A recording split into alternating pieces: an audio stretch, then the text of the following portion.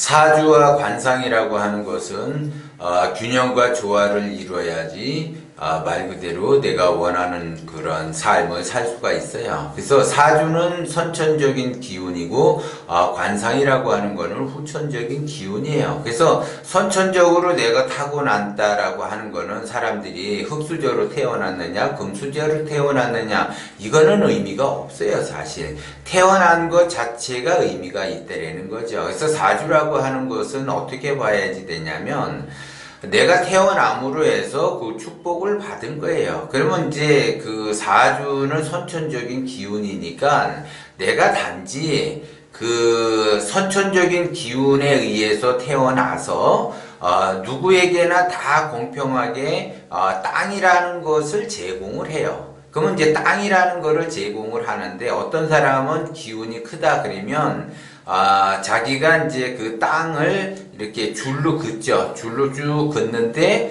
어떤 사람은, 500평 정도를 줄을 긋어서 이건 내 땅이다라고 해요. 그거를 자기 사주의 기운이라는 거죠. 어떤 사람은, 200평이다라고 해서 이건 내 땅이다 해가지고 줄을 긋게 돼요. 그러면, 그 사람은 자기의 그 선천적인 기운에 따라 다르죠. 그런데 문제는 기본적으로 사람은 태어났다라는 거는 기본적으로 1000평이라는 그 땅을 가지고 태어나요. 그리고 이제 어떤 사람은 10,000평이다, 20,000평이다 이렇게 해서 이제 태어나는데 문제는 그것이 중요하지 않아요.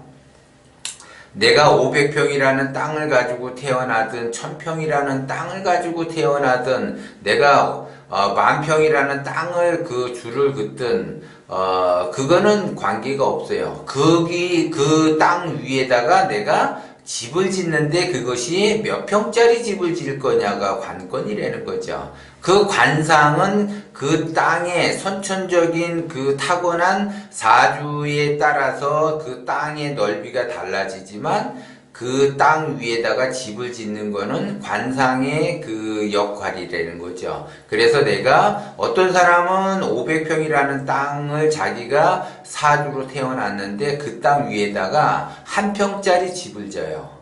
그것이 관상의 힘이라는 거죠. 그 사람의 관상이 그 정도 1평 정도의 수준밖에 안 되는 사람이기 때문에 거기에다가 1평이라는 것을 짓게 되고 어떤 사람은 20평이라는 집을 짓게 되고 어떤 사람은 60평이라는 집을 짓게 되는데 1평 짓는 그 노력과 20평 짓는 노력과 50평 짓는 노력은 다르다라는 거죠. 그 다음에 1층으로 짓느냐 2층으로 짓느냐는 그 노력의 결실이 달라진다라는 거죠. 그런데 대부분 하수들은 500평이라는 그 땅을 그 자기가 말 그대로 타고났음에도 불구하고 그 땅 위에다가 2평, 3평짜리 집을 짓는다라는 거예요. 그것이 이제 하수의 인생이라는 거죠. 그러면 2평, 3평 짓는 거는 시간도 짧고 자기가 거기 안에서 생활하는데 그렇게 별로 그렇게 부족한 점 없이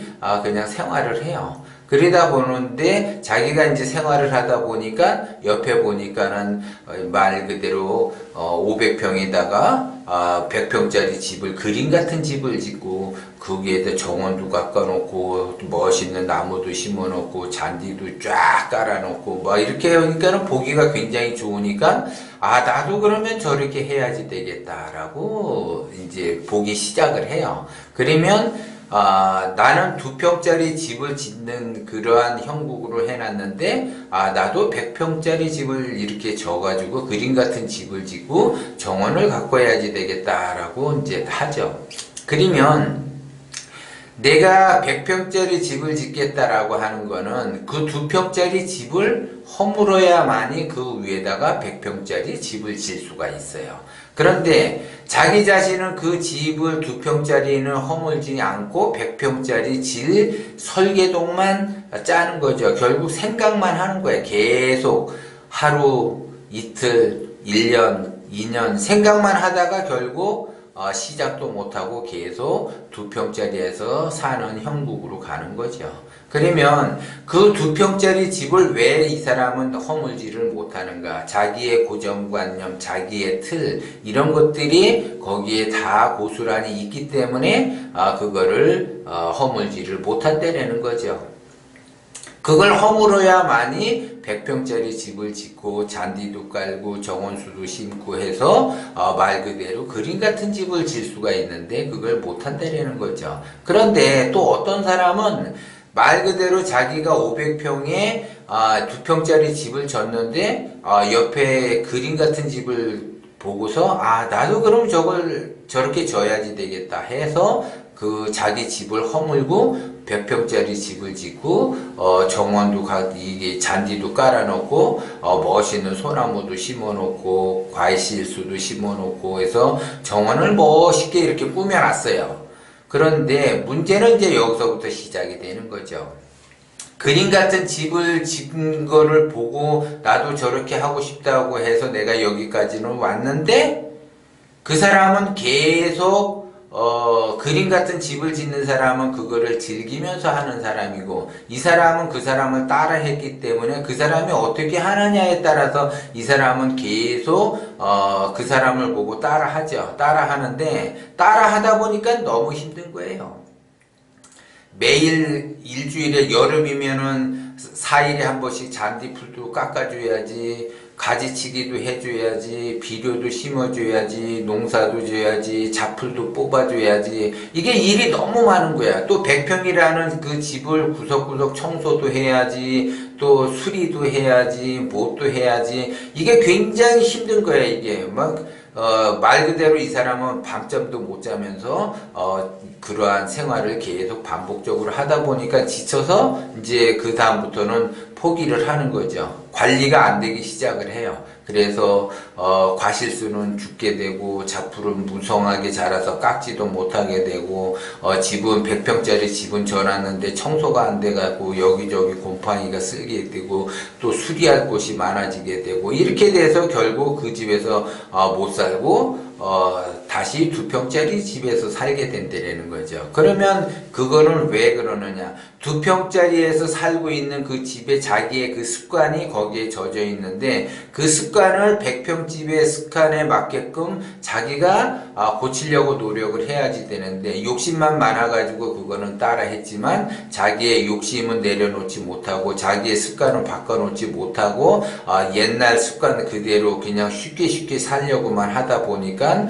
결국 무너지게 되는 그러한 형국이에요. 그러니까 여러분도 마찬가지예요. 내가 사주를 태어났다. 그러면 내가 지금 어렵고 힘들다. 그러면 내가 사주가 안 좋아서 그런가? 그것이 아니라 사주는 누구나 다 좋게 태어나요. 좋게 태어나는데 그 기운을 제대로 쓰지를 못한 것 뿐이고 그 다음에 이제 후천적인 기운에 의해서 자기가 살아가는데 그 후천적인 기운은 관상에 의해서 관상이 좋아지게끔 하는데 내가 나쁜 일이 생기겠어요? 관상이 좋아지게끔 내가 자꾸 웃으면서 생활을 하는데 내가 나빠지겠냐 이거죠. 그거는 과거에 내 그 안 좋은 그 습관들을 다 버리고 관상이 좋아지게끔 내가 자꾸 웃는다라고 하는 거는 기본적으로 원심을 갖게 되고 그 원심에 의해서 내가 보시하는 마음, 자비하는 마음, 배려하는 마음 이러한 마음으로 살아가는데 내가 나쁜 일이 생기겠냐 이거죠. 그런 사람은 좋아질 수밖에 없어. 그런데 이런 거를 하나도 안 하고 욕심만 많아가지고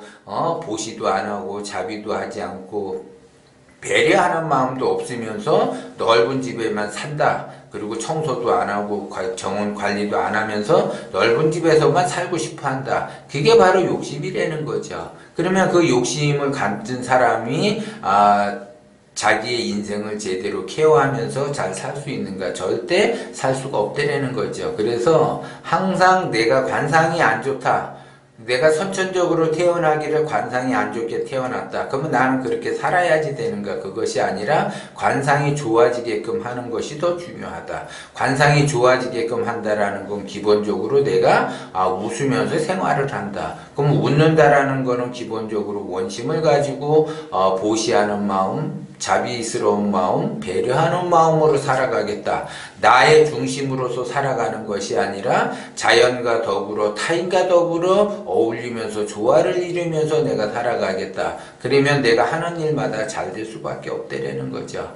그러면 내가 타인과 조화를 이루면서 배려하면서 보시하면서 자비를 베푼다라고 하는 거는 기본적으로 나의 삶의 중심이 아니라 자연과의 진리와의 삶의 중심에서 내가 가겠다라는 거고, 나의 고집, 나의 욕심을 내려놓고 조화롭게 자연과 진리와 조화롭게 내가 살아가겠다라는 그 마음, 그 에너지가 바로 자신감을 나타내는 거예요. 그렇기 때문에 그 자신감이 그게 달한다라는 거는 기본적으로 자존감도 그게 달았기 때문에 하는 것마다 잘 될 수밖에 없고, 하는 것마다 내가 즐겁게 웃으면서 할 수 있는 거죠. 남을 따라하는 것보다 내가 자신감도 생기고 자존감도 생겼으니까 뭔가 창조적으로 내가 더 일을 벌려가면서 크게, 그런 사람은 100평에서 사는 것이 아니라 200평에서 살 수가 있다는 거죠. 어떻게 그러면 200평에서 살 수가 있는가?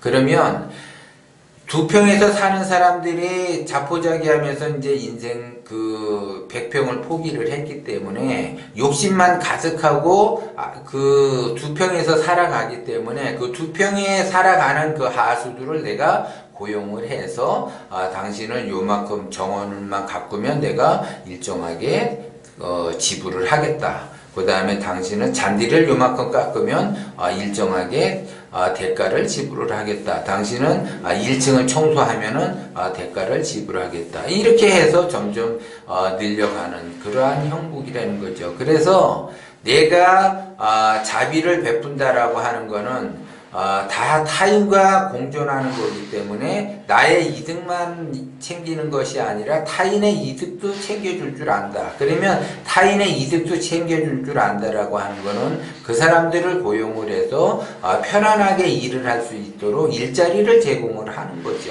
그렇게 됨으로 해서 나는 땅의 크기가 점점 넓어지게 되고 집의 크기가 점점 넓어지게 되고, 또 집이 하나가 아니라 2개, 3개, 4개가 있고, 땅도 하나가 아니라 2개, 3개, 4개 이렇게 점점 늘려가는 거예요. 그래서 내가 기운을 어떻게 쓰느냐, 기운이 커지면 커질수록 개수가 늘어나게 되고, 기운이 작으면 작을수록 개수는 하나인데 집은 2평짜리에서 살면서 고난과 어려움과 괴로움의 연속성으로 살아갈 수밖에 없다라는 거죠. 그것이 바로 사주와 관상의 힘이라는 거예요. 그래서 사주가 기본적으로 좋게 다들 태어났는데 그거를 활용을 못하는 것뿐이에요.